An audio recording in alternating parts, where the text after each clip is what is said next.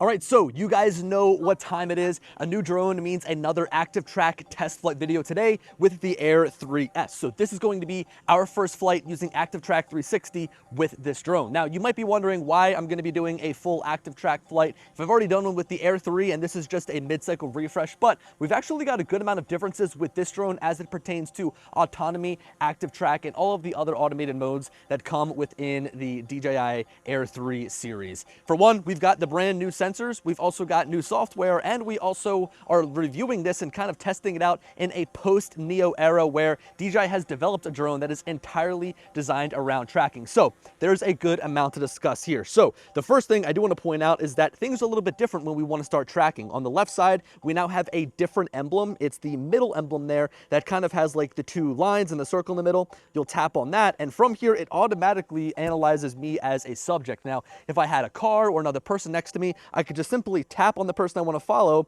and now it's got me in the frame, and it's going to be tracking me. Now, what I just noticed is you can actually push C1, and it'll switch to ActiveTrack right away, which is pretty cool.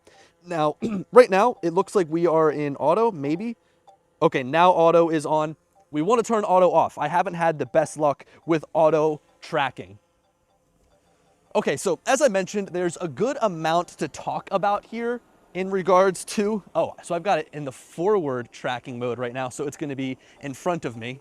I kind of want to start with it on the backside, so I'm going to go and spin this around. It should fly to my left and around to the backside of me. Hopefully. I gave it the command. Go ahead. So I guess the first thing that I wanted to discuss here is tracking from a drone's perspective in a post-Neo world. So DJI has developed a fully autonomous drone, being the Neo, that actually, that was a pretty good dodge there, that actually doesn't even ship with a remote controller. Like, you're able to fly the Neo with just your phone, just your voice, with just the drone itself. Like, you can just push a button and the drone will track and follow you. And that is like the future that I expect. Oh, the drone is flying over there for some reason. It looks like it wants to do... All right. All right, so we have our first casualty, literally not even a minute into the flight. I can kind of understand why the drone would crash into something like this with all the tiny little branches. But look back at the screen recording. In the bottom left corner, it looked like the drone wanted to fly all the way around me to get back to being behind me, even though it was already behind me. I really don't understand why it was going in that direction, but here we are. I'm gonna get the drone down and then we will continue this flight. Take off. All right, so take number 2 here.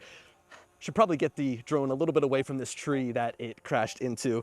We'll go ahead, we will enable focus track, and check that out. Notice there's a car down there. It actually picks it up as a subject it could track, so it gives you the plus icon if I say wanted to track that, but we're going to, of course, track myself. We'll press on C1 to use ActiveTrack, and let's give this another shot.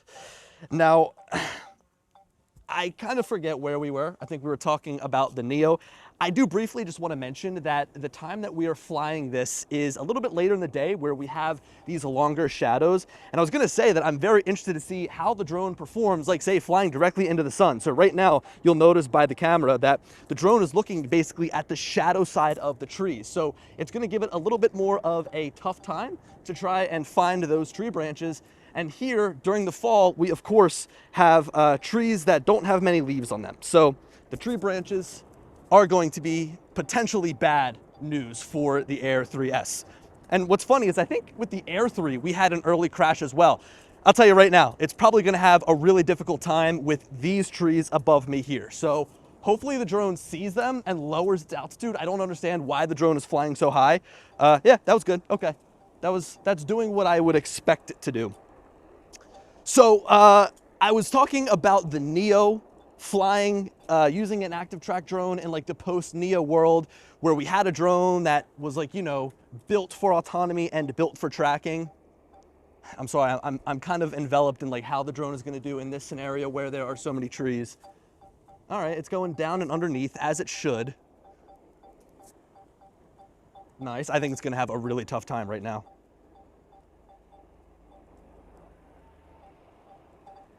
I'm really getting far away from it. It better catch up. It's doing a good job at knowing that I'm the subject it still needs to follow though. Okay, cool. So in that post-Neo world, to me, when I have a tracking drone, holding the controller like this is kind of annoying. And I'm gonna address something right off of the bat. I know that there's gonna be some people that have seen the little RC remote motion tracker, or the beacon, so to speak. That's been leaked. I don't have it. I've got no information about when it's going to come out. Although I do think that that's kind of gonna change the game for tracking with this drone. I mean, if I just had a beacon that I could put in my pocket that simply gave me all of the ActiveTrack controls that I needed, it would be nice. Now, I do like that I'm able to hold the controller and make changes on the fly, like I can pitch my gimbal up and down. But I mean, really, when I'm riding my one wheel, it's great. I have access to my hands, but if I was on a bike, if I was skiing, if I was doing something where I didn't have access to my hands, I really would hate having to hold the controller. Okay, the drone actually did a pretty good job at snaking through those trees. Of course, right off of the bat, it really didn't do all that great, but you know, we're still working out the kinks here. Okay, so we have a fairly open area here. I'm gonna go a little bit further down the road and go through a more heavily wooded area. It's just kind of like this tight path that goes through the trees. It's very short, but it'll be cool to see how the drone reacts in that sense. And then we'll spin around and we'll try to ride out in a more open area. So down on the golf course, as long as there's nobody on the golf course. I don't like to go in there and start messing with people's game. The drone just continues to want to fly up fairly high. Like every single time when it comes down below the trees, and I think that it should stay below the trees, it tries to pop back up. And to its credit, it's doing a good job at staying low. Oh, it's gonna lose me there. It's definitely gonna lose me there. Okay, that was a pretty good recovery. Nice. So I could just tell the drone was going in a direction that it was probably not gonna survive. Oh, ooh. I have, after that crash, I don't trust it, I guess you could say. Although it's doing a good job now. All right, so let's see. We're gonna go down this little path through a more heavily wooded area. Nice, ducks under those trees. The Neo was great because it stayed so close to me, but the Air 3S just feels like it's so far away. All right, let's see what it does here, because it's probably gonna lose me as I come around the corner. Let's see. Picks me up a little bit, stops. Is it gonna go to the left? Yep, it comes to the left, picks me back up, which is pretty good. Now is it gonna fly down the path? There it goes. Oh, it's going a little bit high. All right, I mean, hey, that was pretty good. It lost me a couple of times, but then picked me back up, which was pretty cool. And it's right there. Nice, that was actually okay. I wish it would have stayed with me like perfectly, but the fact that it didn't crash, I mean, that's really all that I have to, all that I have to be happy about. All right, let's try riding straight towards it. This might be tough. Is it gonna lose me? So now it's flying straight ahead. It'll choose that gap. Ooh, it was flying straight towards a tree. All right, it's using that gap to let me pass, which is nice. Now it should try and catch back up. That was pretty smooth. Cool, cool, cool. You know, every time that I bring a drone out here to do an ActiveTrack video, I almost feel like it's an easier test in terms of what it's able to handle. I mean, there's gonna be people riding dirt bikes that are much faster than what I'm on. I mean, my one wheel is like a maximum speed of 12 or 13 miles an hour. But then there's also people out there that are gonna be riding faster things, but there might be people riding in tighter areas.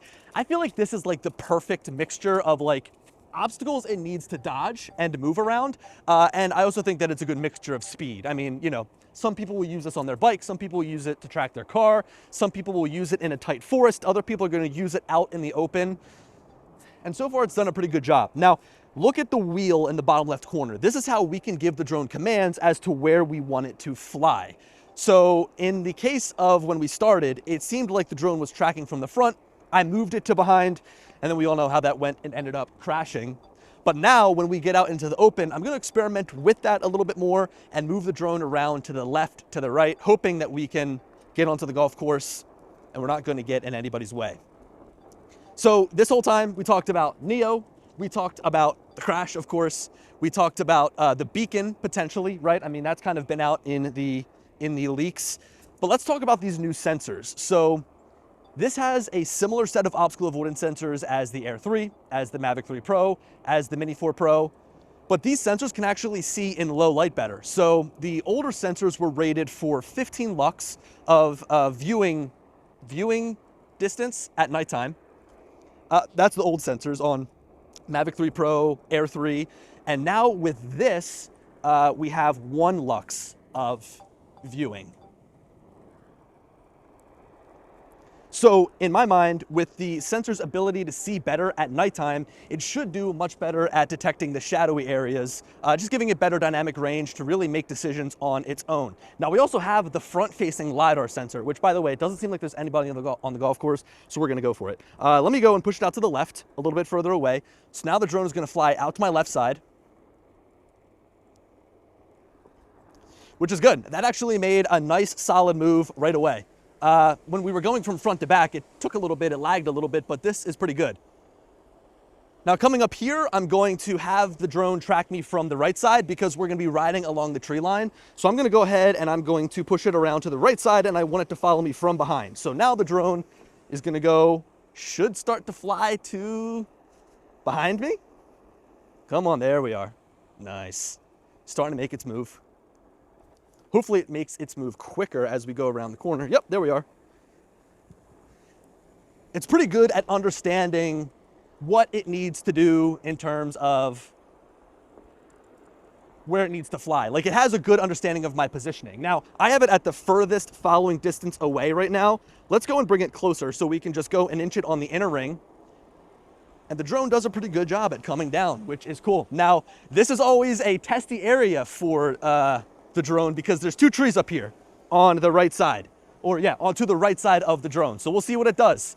The Mavic 2 Pro, way long ago, I remember, just completely crashed into one of these trees. I almost lost it down here in the stream. Whoa. Whoa. All right.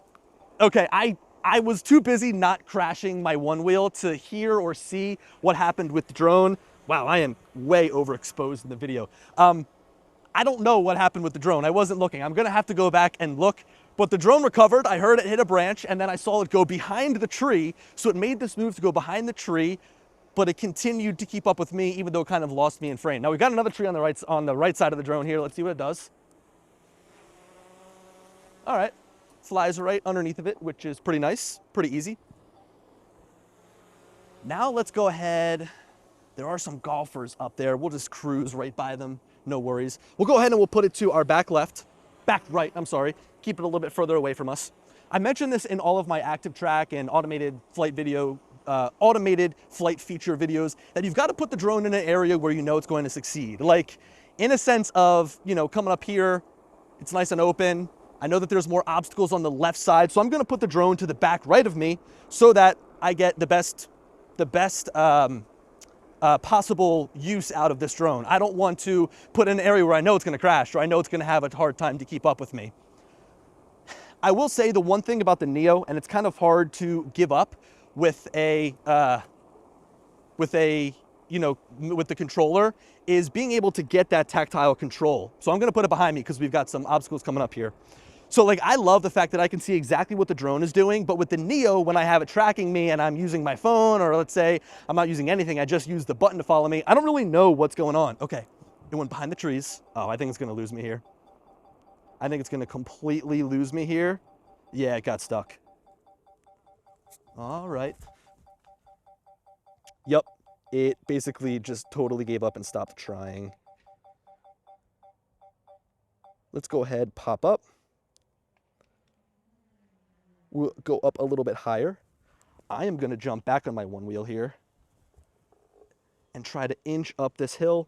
I've got focus track back on. Look at that, it picks me up as soon as I come into frame.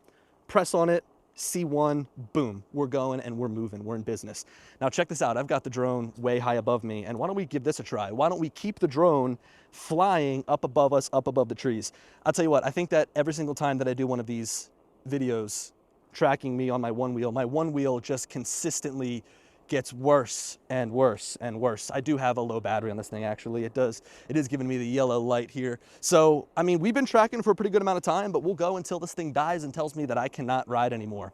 And why don't we, for the rest of the time, just have the drone follow me from up above?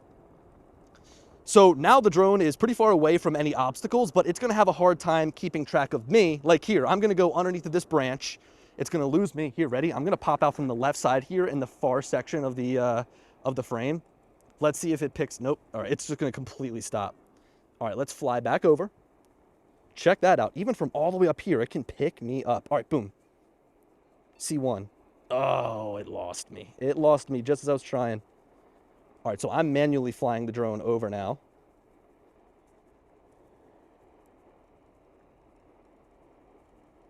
It's not recognizing me. Let me come down a little bit more. Oh, come on. There we are. Boom. ActiveTrack. Now we're going. Now we're in business. All right, let's keep the drone way high. Let's put it high up. Oh, no. There's the red light. The one wheel is dying. All right, well, look. I think that was a fairly good first flight using ActiveTrack. I think that as we continued down here, we might run into the same issue with these trees up above. So you'll notice that as I go and I ride under the trees, I wonder if the drone would have kept up with me. As far as that last example right there goes, it probably would have lost me, and maybe it would have continued with its pace. But look, you know what? It's kind of trying to fly all by itself right now. I'm gonna go, and because it's an ActiveTrack, I am just going to press on stop, and I'm gonna take over control. So look, I think that overall, the drone did a pretty good job in ActiveTrack. I can't think of a time where I've done one of these ActiveTrack flights and I haven't had something go wrong. Like I've always had some sort of crash, I've always had some sort of time where the drone has lost me. There's been not many times that I've had a perfect, flawless flight. And in this case, with the drone crashing and I just have to get it from a tree, you know, things happen, especially with drones, you crash them. So definitely stay tuned on the channel. We're gonna have a lot more about the Air 3S coming out over the next couple of weeks. And I think that that beacon is probably a definite, right? I mean, I've seen the leaks. It looks like it's an official DJI product. So once that beacon comes out with whatever drone it's gonna be compatible with, I think that's gonna be a major change, a major game changer in terms of ActiveTrack and automated flight. Anyway, thank you guys so much for watching. And as always, I'll talk to you later. Peace.